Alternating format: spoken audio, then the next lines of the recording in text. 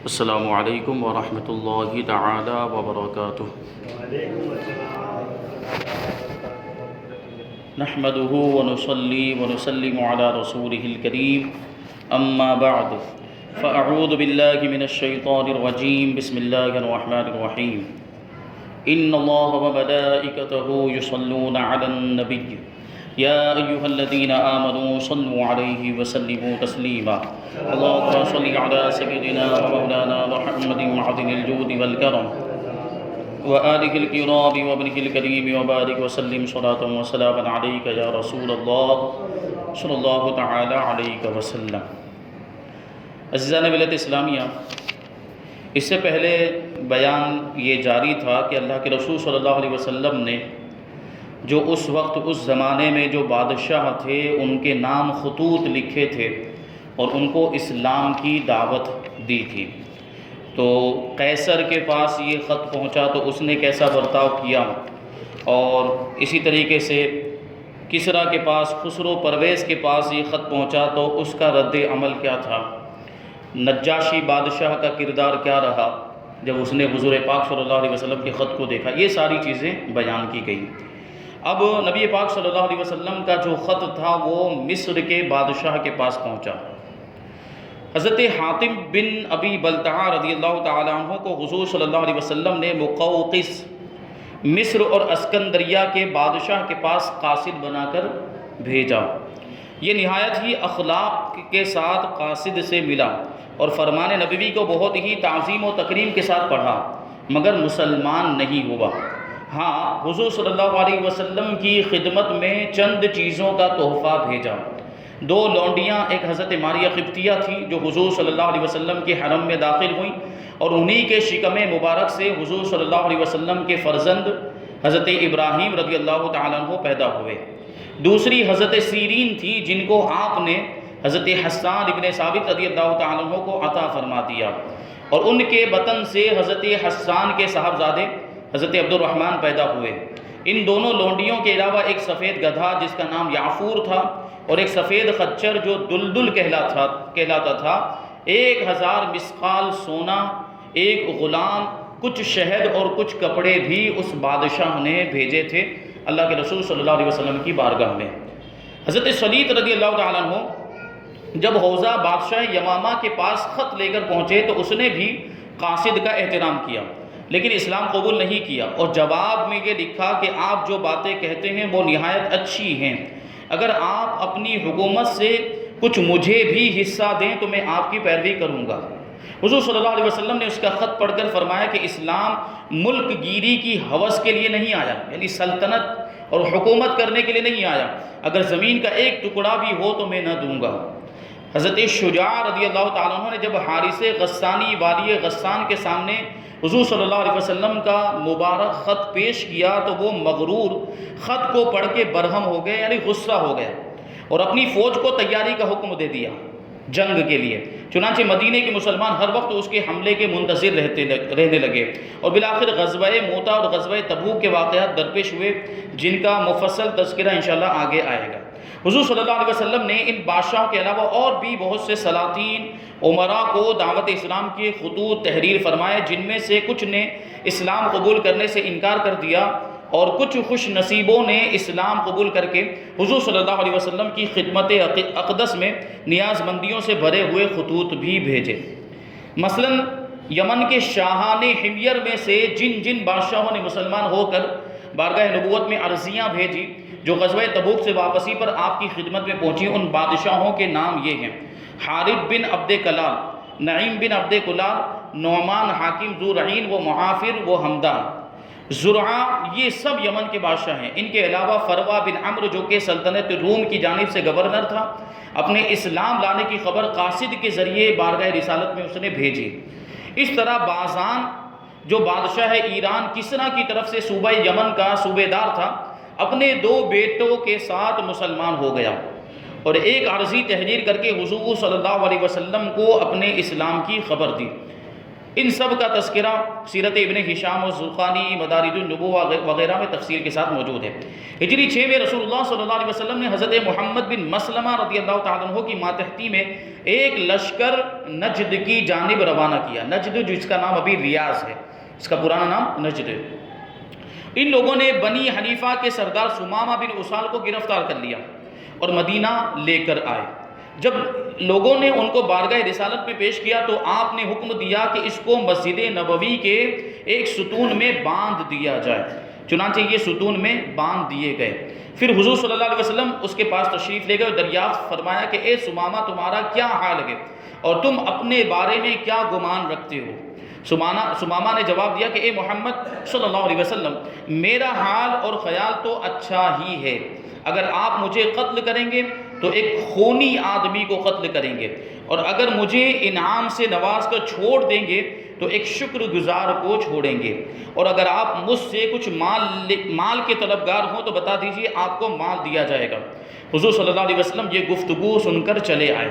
پھر دوسرے روز بھی یہی سوال و جواب ہوا، تیسرے روز بھی یہی ہوا۔ اس کے بعد آپ نے صحابہ کرام سے فرمایا کہ سمامہ کو چھوڑ دو۔ چنانچہ لوگوں نے ان کو چھوڑ دیا۔ سمامہ مسجد نبوی سے نکل کر ایک کھجور کے باغ میں چلے گئے جو مسجد نبوی کے قریب ہی میں تھا۔ وہاں انہوں نے غسل کیا، پھر مسجد نبوی میں واپس آئے اور کلمہ شہادت پڑھ کے مسلمان ہو گئے، اور کہنے لگے کہ خدا کی قسم، مجھے جس قدر آپ کے چہرے سے نفرت تھی اتنی روئے زمین پر کسی کے چہرے سے نفرت نہ تھی، مگر آج آپ کے چہرے سے مجھے اس قدر محبت ہو گئی ہے کہ اتنی محبت کسی کے چہرے سے نہیں ہے۔ کوئی دین میری نظر میں اتنا ناپسند نہ تھا جتنا آپ کا دین تھا، لیکن آج کوئی دین میری نظر میں اتنا محبوب نہیں ہے جتنا آپ کا دین ہے۔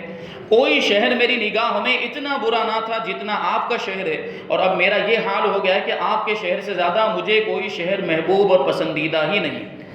یا رسول اللہ صلی اللہ علیہ وسلم، میں عمرہ ادا کرنے کے ارادے سے مکہ جا رہا تھا کہ آپ کے لشکر نے مجھے گرفتار کر لیا۔ اب آپ میرے بارے میں کیا حکم دیتے ہیں؟ حضور صلی اللہ علیہ وسلم نے ان کو دنیا اور آخرت کی بھلائیوں کا مزدہ سنایا اور پھر حکم دیا کہ تم مکہ جا کر عمرہ ادا کر لو۔ جب یہ مکہ پہنچے اور طواف کرنے لگے تو قریش کے کسی کافر نے ان کو دیکھ کر کہا کہ اے سمامہ، تم صابی ہو گئے ہو، یعنی بے دین ہو گئے۔ آپ نے نہایت جرأت اور بہادری کے ساتھ جواب دیا کہ میں بے دین نہیں ہوا بلکہ میں مسلمان ہو گیا ہوں۔ اور اے اہل مکہ سن لو، اب جب تک رسول اللہ صلی اللہ علیہ وسلم اجازت نہ دیں گے تم لوگوں کو ہمارے وطن سے گیہوں کا ایک دانہ بھی نہیں مل سکے گا۔ مکے والوں کے لیے ان کے وطن یمامہ سے ہی غلہ آیا کرتا تھا، اس لیے انہوں نے کہا کہ تم کو گیہوں کا ایک دانہ بھی نہیں دیا جائے گا۔ ہجری 6 کے واقعات میں سے ابو رافع یہودی کے قتل کا واقعہ بھی بڑا اہم ہے۔ ابو رافع یہودی کا نام عبداللہ بن ابی الحقیق یا سلام بن حقیق تھا۔ یہ بہت ہی دولت مند تاجر تھا، لیکن اسلام کا زبردست دشمن اور بارگاہ نبوت کی شان میں نہایت ہی بدترین گستاخ اور بے ادب تھا۔ یہ وہی شخص ہے جو حویی بن اخطب یہودی کے ساتھ مکہ گیا تھا اور کفار قریش اور دوسرے قبیلوں کو جوش دلا کر غزوہ خندق میں مدینہ پر حملہ کرنے کے لیے 10,000 کی فوج لے کر آیا تھا۔ یہ وہی بدبخت، اور ابو سفیان کو ابھار کر اسی نے اس فوج کا سپہ سالار بھی بنایا تھا۔ حویی بن اخطب تو جنگ خندق کے بعد غزوہ بنی قریظہ میں مارا گیا تھا، مگر یہ بچ نکلا تھا اور حضور صلی اللہ علیہ وسلم کی ایذا رسانی اور اسلام کی بیخ کنی میں تن من دھن سے لگا ہوا تھا، یعنی اسلام کو نقصان پہنچانے کی ہر وقت کوشش کرتا رہتا تھا۔ انصار کے دونوں قبیلوں اوس اور خزرج میں ہمیشہ مقابلہ رہتا تھا، اور یہ دونوں اکثر رسول اللہ صلی اللہ علیہ وسلم کے سامنے نیکیوں میں ایک دوسرے سے بڑھ جانے کی کوشش کرتے رہتے تھے۔ چنانچہ قبیلہ اوس کے لوگ حضرت محمد بن مسلمہ وغیرہ رضی اللہ تعالیٰ عنہم نے ہجری 3 میں بڑے خطرے میں پڑھ کر ایک دشمن رسول کعب بن اشرف یہودی کو قتل کیا تھا۔ اس لیے قبیلہ خزرج کے لوگوں نے مشورہ کیا کہ اب رسول اللہ صلی اللہ علیہ وسلم کا سب سے بڑا دشمن ابو رافع رہ گیا ہے، لہٰذا ہم لوگوں کو چاہیے کہ اس کو قتل کر ڈالیں تاکہ ہم لوگ بھی قبیلہ اوس کی طرح ایک دشمن رسول کو قتل کرنے کا اجر و ثواب حاصل کر لیں۔ یہ جذبہ تھا نیکیوں میں آگے بڑھنے کا۔ چنانچہ حضرت عبداللہ ابن عتیق عبداللہ بن انیس، ابو قتادہ، حارث بن ربیعی، مسعود بن سنان، خزاعی بن اسود رضی اللہ تعالیٰ عنہم اس کے لیے مستعد اور تیار ہو گئے۔ ان لوگوں کی درخواست پر حضور صلی اللہ علیہ وسلم نے اجازت بھی عطا فرما دی اور حضرت عبداللہ بن عتیق رضی اللہ تعالیٰ عنہ کو اس جماعت کا امیر مقرر فرما دیا اور ان لوگوں کو منع کر دیا کہ بچوں اور عورتوں کو قتل نہ کیا جائے۔ یعنی ابو رافع کو قتل کرنے کے لیے جا تو رہے ہیں، لیکن انہی لوگوں کو قتل کیا جائے جو جنگ کرنے کی صلاحیت رکھتے ہیں یا مقابلہ کرنے کے لیے سامنے آئے، بچوں اور عورتوں کو چھوڑ دیا جائے۔ حضرت عبداللہ بن عتیق رضی اللہ تعالیٰ عنہ ابو رافع کے محل کے پاس پہنچے اور اپنے ساتھیوں کو حکم دیا کہ تم لوگ یہاں بیٹھ کر میری آمد کا انتظار کرتے رہو، اور خود بہت ہی خفیہ تدبیروں سے رات میں ابو رافع کے محل کے اندر داخل ہو گئے اور اس کے بستر پر پہنچ کر اندھیرے میں اس کو قتل کر دیا۔ جب محل سے نکلنے لگے تو سیڑھی سے گر پڑے، جس سے ان کے پاؤں کی ہڈی ٹوٹ گئی، مگر انہوں نے فوراً ہی اپنی پگڑی سے اپنے ٹوٹے ہوئے پاؤں کو باندھ دیا اور کسی طرح محل سے باہر آ گئے۔ پھر اپنے ساتھیوں کی مدد سے مدینہ پہنچے۔ جب دربار رسالت میں حاضر ہو کر ابو رافع کے قتل کا سارا ماجرا بیان کیا تو حضور صلی اللہ علیہ وسلم نے فرمایا کہ پاؤں پھیلاؤ۔ انہوں نے پاؤں پھیلایا تو آپ نے اپنا دست مبارک ان کے پاؤں پر پھیر دیا، فوراً ہی ٹوٹی ہوئی ہڈی جڑ گئی اور ان کا پاؤں بالکل صحیح و سالم ہو گیا۔ یہ ہجری 6 کے کچھ واقعات۔ اب یہاں سے ہجرت کے 7ویں سال کے واقعات بیان کرتے ہیں۔ اسی سال غزوہ ذات القرد بھی پیش آیا تھا۔ مدینہ کے قریب ذات القرد ایک چراگاہ کا نام ہے جہاں حضور صلی اللہ علیہ وسلم کی اونٹنیاں چرتی تھیں۔ عبد الرحمن بن عیینہ فزاری جو قبیلہ غطفان سے تعلق رکھتا تھا، اپنے چند آدمیوں کے ساتھ اچانک اس چراگاہ پر اس نے چھاپا مارا اور یہ لوگ 20 اونٹنیوں کو پکڑ کر لے بھاگے۔ مشہور تیر انداز صحابی حضرت سلمہ بن اکوع رضی اللہ تعالیٰ عنہ کو سب سے پہلے اس کی خبر معلوم ہوئی۔ انہوں نے اس خطرے کا اعلان کرنے کے لیے بلند آواز سے یہ نعرہ مارا کہ یا صباحا، پھر اکیلے ہی ان ڈاکوؤں کے تعاقب میں دوڑ پڑے اور ان ڈاکوؤں کو تیر مار مار کر تمام اونٹنیوں کو بھی چھین لیا، اور ڈاکو بھاگتے ہوئے جو 30 چادریں پھینکتے گئے تھے ان چادروں پر بھی حضرت سلمہ بن اکوع نے قبضہ کر لیا۔ اس کے بعد حضور صلی اللہ علیہ وسلم لشکر لے کر پہنچے۔ حضرت سلمہ بن اکوع رضی اللہ تعالیٰ عنہ نے عرض کیا کہ یا رسول اللہ، میں نے ان چھاپا ماروں کو ابھی تک پانی نہیں پینے دیا ہے، یہ سب پیاسے ہیں، ان لوگوں کے تعاقب میں لشکر بھیج دیجئے تو یہ سب گرفتار ہو جائیں گے۔ آپ نے ارشاد فرمایا کہ تم اپنی اونٹیوں کے مالک ہو چکے ہو، اب ان لوگوں کے ساتھ نرمی کا برتاؤ کرو۔ پھر حضور صلی اللہ علیہ وسلم نے حضرت سلمہ بن اکوع رضی اللہ تعالیٰ عنہ کو اپنے اونٹ پر اپنے پیچھے بٹھا لیا اور مدینہ واپس تشریف لائے۔ حضرت امام بخاری کا بیان ہے کہ یہ غزوہ جنگ خیبر کے لیے روانہ ہونے سے 3 دن قبل ہوا تھا۔ اب یہاں سے جنگ خیبر کا بیان کرتے ہیں۔ خیبر مدینے سے 8 منزل کی دوری پر ایک شہر ہے۔ ایک انگریز سیاح نے لکھا ہے کہ خیبر مدینہ سے 320 کلومیٹر دور ہے۔ یہ بڑا زرخیز علاقہ تھا اور یہاں عمدہ کھجوریں بکثرت پیدا ہوتی تھیں۔ عرب میں یہودیوں کا سب سے بڑا مرکز یہی خیبر تھا۔ یہاں کے یہودی عرب میں سب سے زیادہ مالدار اور جنگجو تھے اور ان کو اپنی مالی اور جنگی طاقتوں پر بڑا ناز اور گھمنڈ بھی تھا۔ یہ لوگ اسلام اور بانی اسلام صلی اللہ علیہ وسلم کے بدترین دشمن تھے۔ یہاں یہودیوں نے بہت سے مضبوط قلعے بنا رکھے تھے جن میں سے بعض کے آثار اور نشانات اور علامتیں اب بھی موجود ہیں۔ ان میں سے 8 قلعے بہت مشہور ہیں جن کے نام یہ ہیں قتیبہ، نائم، شق، قموس، نطاط، صعب، وطیق، سلالم۔ در حقیقت یہ 8 قلعے 8 محلوں کے مثل تھے اور انہی 8 قلعوں کا مجموعہ خیبر کہلاتا تھا۔ تمام مورخین کا اس بات پر اتفاق ہے کہ جنگ خیبر محرم کے مہینے میں ہوئی، لیکن اس میں اختلاف ہے کہ ہجری 6 تھا یا جو سال تھا وہ 7 ہجری کا سال تھا۔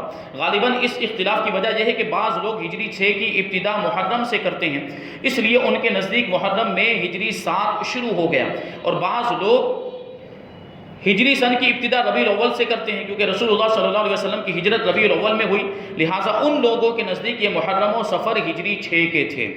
یہ ہم پہلے بھی بیان کر چکے ہیں کہ جنگ خندق میں جن کفار عرب نے مدینہ پر حملہ کیا تھا ان میں خیبر کے یہودی بھی تھے، بلکہ در حقیقت وہی اس حملے کے بانی اور سب سے بڑے محرک تھے، سب کو ابھارنے والے یہی لوگ۔ چنانچہ بنو نذیر کے یہودی جب مدینے سے جلا وطن کیے گئے تو یہودیوں کے جو رؤسا یعنی سردار خیبر چلے گئے تھے، ان میں سے حیی بن اخطب اور ابو رافع سلام بن ابی الحقیق نے تو مکہ جا کر کفار قریش کو مدینہ پر حملہ کرنے کے لیے ابھارا، اور تمام قبائل کا دورہ کر کے کفار عرب کو جوش دلا کر برانگیختہ کیا اور حملہ آوروں کی مالی امداد کے لیے پانی کی طرح روپیہ بہایا، اور خیبر کے تمام یہودیوں کو ساتھ لے کر یہودیوں کے یہ دونوں سردار حملہ کرنے والوں میں شامل رہے۔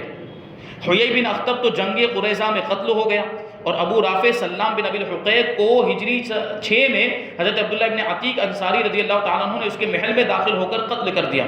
لیکن ان سب واقعات کے بعد بھی خیبر کے یہودی بیٹھے نہیں رہے، بلکہ اور زیادہ انتقام کی آگ ان کے سینوں میں بھڑکنے لگی۔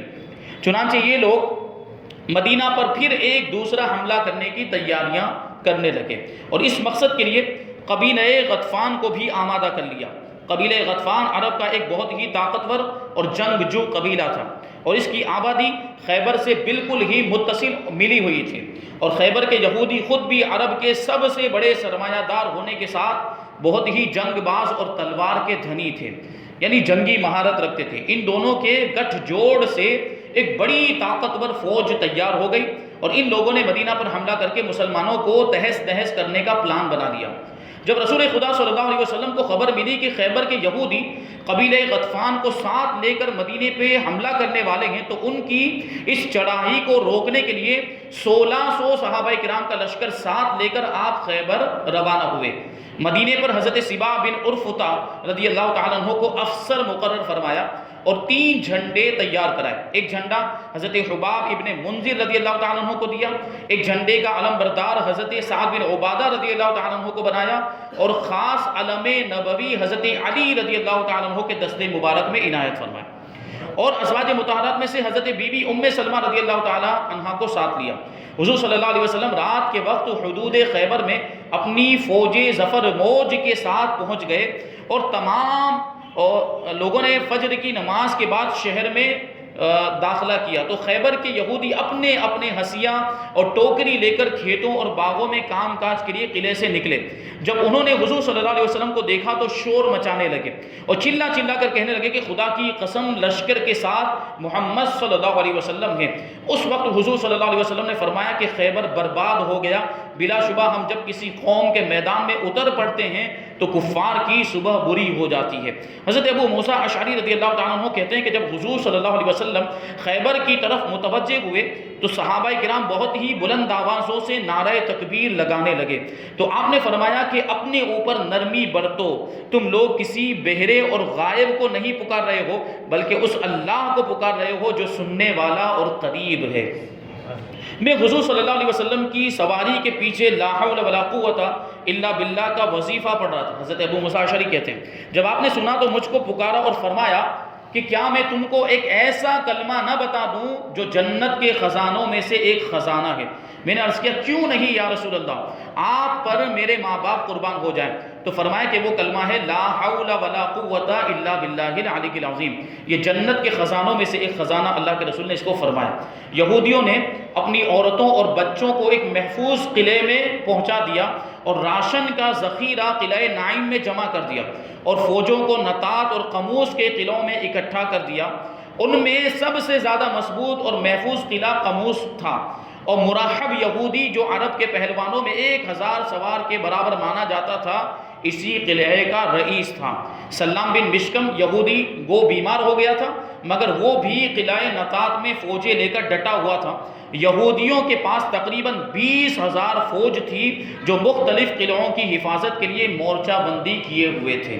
یہ اس طرح تیاریاں یہودیوں کی تیاریاں۔ پھر اللہ کے رسول صلی اللہ علیہ وسلم 1600 صحابہ کرام کو لے کر وہاں پر پہنچ گئے۔ پھر آگے جنگ کی ابتدا کیسی ہوئی اور کیسے سارے معاملات ہوئے۔ حضرت علی رضی اللہ تعالیٰ عنہ کو اللہ کے رسول صلی اللہ علیہ وسلم نے جھنڈا عطا فرمایا تھا، پھر اللہ تبارک و تعالیٰ نے حضرت علی کے ہاتھ پہ فتح عطا فرمائی۔ یہ پورے واقعات کی تفسیر انشاءاللہ تبارک و تعالیٰ آئندہ ہفتے بیان کی جائے گی۔ اللہ تبارک و تعالیٰ ہم سب کو بھی اسلام کے لیے قربانی دینے کا جذبہ عطا فرمائے، نبی پاک صلی اللہ علیہ وسلم سے سچی پکی محبت کرنے کی توفیق عطا فرمائے۔